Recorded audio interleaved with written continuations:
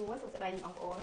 ចាបងប្អូនថ្ងៃនេះនាងខ្ញុំមានប្រធានបទ5ចា5វិធីកាត់បន្ថយ stress បងប្អូនចា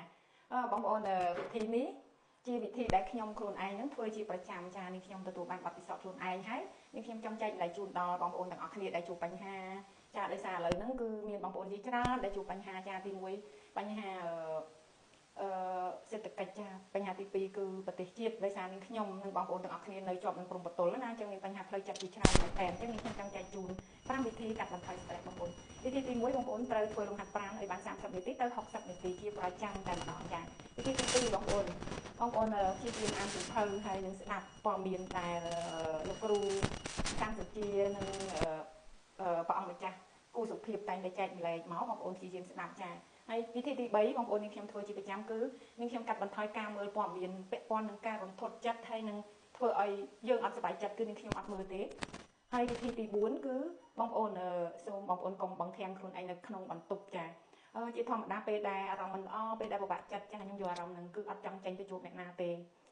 តែបងប្អូនព្យាយាមខ្លួនឯងគឺត្រូវចេញជួបមិត្តភ័ក្តិចាវិធីទី4បងប្អូនត្រូវតែព្យាយាមចេញទៅស្រូបខ្យល់អាកាសហើយបងប្អូនមានមិត្តដែលល្អៗដែលតែងតែនិយាយឲ្យបងប្អូនសប្បាយចិត្តស្អាតបងប្អូនអាចរកជួបគាត់ចាវិធីទាំង5ហ្នឹងហើយដែលបានធ្វើឲ្យនាងខ្ញុំមានធម៌ពលដល់ថ្ងៃនេះអញ្ចឹងនាងខ្ញុំទទួលបានបែបហ្នឹងនាងខ្ញុំចង់ចែកម្លែកជូនដល់បងប្អូនស្ត្រីជាពិសេសស្ត្រីតែម្ដងចាប៉ុន្តែបញ្ហាដែលជួបការលំបាកគឺមិនថាស្ត្រីឬក៏បុរសទេតែងតែមានការជួបជាពិសេសគឺការបាត់បង់តែម្ដងបាត់បង់ស្វាមីបាត់បង់កូនបាត់បង់ឪពុកម្ដាយបាត់បង់ភរិយាគឺទទួលសម្ពាធហ្នឹងបងប្អូនខ្ញុំដឹងថាអ្នកដែលបាត់បង់គឺពិបាកទទួលយកមែនតើអញ្ចឹងការបាក់ទឹកចិត្តបែបហ្នឹងគឺបងប្អូនអាស្រ័យលើខ្លួនយើងដែលប្រឹងប្រែងចាដុកទ័រលោកវិជ្ជបណ្ឌិតគឺជាមនុស្សទី2បងប្អូនដែលជួយយើងណាចាមនុស្សទី1ដែលជួយយើងបានគឺមានតែខ្លួនយើងតែម្ដងអាចជួយខ្លួនឯងបានចាដូចយើងខ្ញុំផ្ទាល់ចឹងដូចបងប្អូនដែលបានស្គាល់ខ្ញុំថាខ្ញុំបាត់បង់អ្វីហើយហេតុអីបាន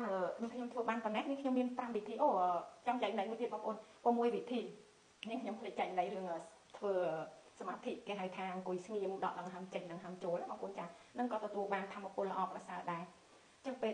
ណាដែលខ្ញុំមានអារម្មណ៍ថាតាំងតឹងខ្លាំងគឺខ្ញុំអង្គុយមិនថានៅកន្លែងណាទេគឺអង្គុយដកដង្ហើមវែងចាស់ចេញហើយនឹងចូលចឹងនាងខ្ញុំធ្វើបាន6វិធីហ្នឹងគឺនាងខ្ញុំទទួលបានសុខភាពល្អប៉ុណ្ណឹងនាងខ្ញុំក៏អរគុណខ្លួនឯងហើយក៏អរគុណដល់ពុកម៉ែបងប្អូនព្រមទាំងបុគ្គលិកចាដែលនៅក្បែរខ្លួនខ្ញុំតែម្ដងចាក្មួយទាំងអស់ដែលតែងតែផ្ដល់កម្លាំងចិត្តចាជាពិសេសកូនរបស់ខ្ញុំទាំង3តែម្ដងដែលផ្ដល់នៅអ្វីដែលធ្វើឲ្យនាងខ្ញុំបានមកដល់ពេលនេះតែម្ដងចានាងខ្ញុំការមុន stress ដែលបាត់បង់ស្វាមីមុនដំបូងបងប្អូនពី3ឆ្នាំជាងមុននាងខ្ញុំ stress មែនតែម្ដងនាងខ្ញុំមើលរូបរាងខ្លួនឯងទៅអូយរូបរាងខ្ញុំទៅ